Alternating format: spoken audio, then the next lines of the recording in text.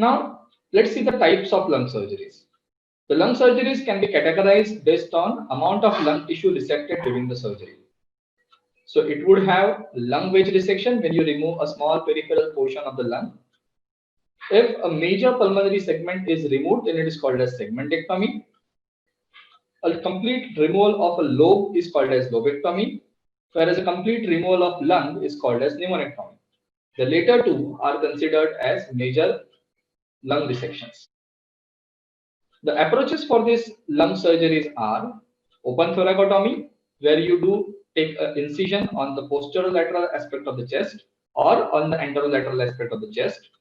The patient is placed in a lateral decubitus position, or you assess the lung by doing a median sternotomy, that is cutting the sternum open through the midline.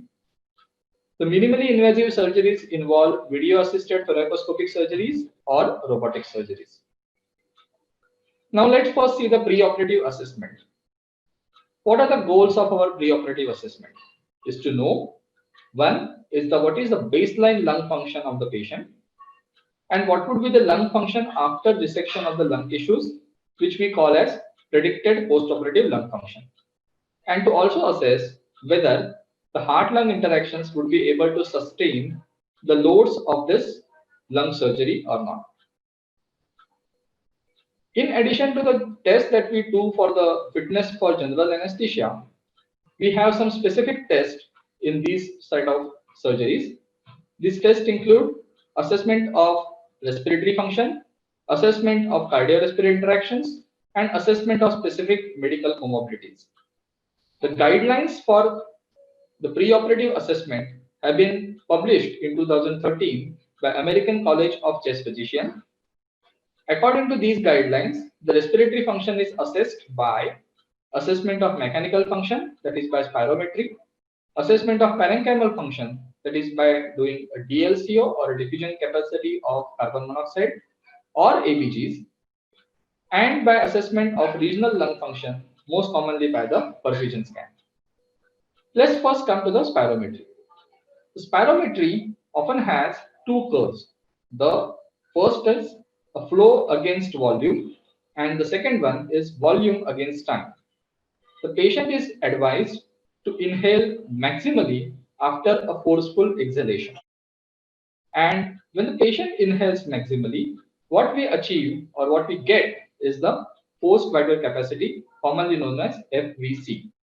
It's the maximum volume of air inhaled by the patient after a forceful exhalation. So in this case, the FVC is roughly around 5.2 liters.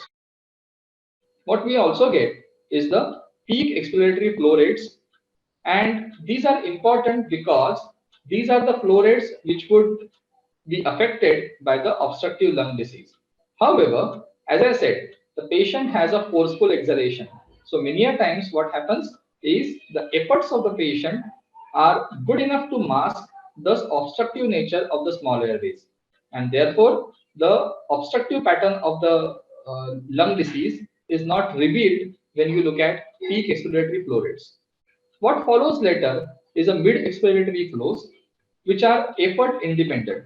So these are not affected by the patient effort, and therefore they actually indicate the nature of the small airway obstruction, and therefore these flows are assessed to look for the small airway obstruction.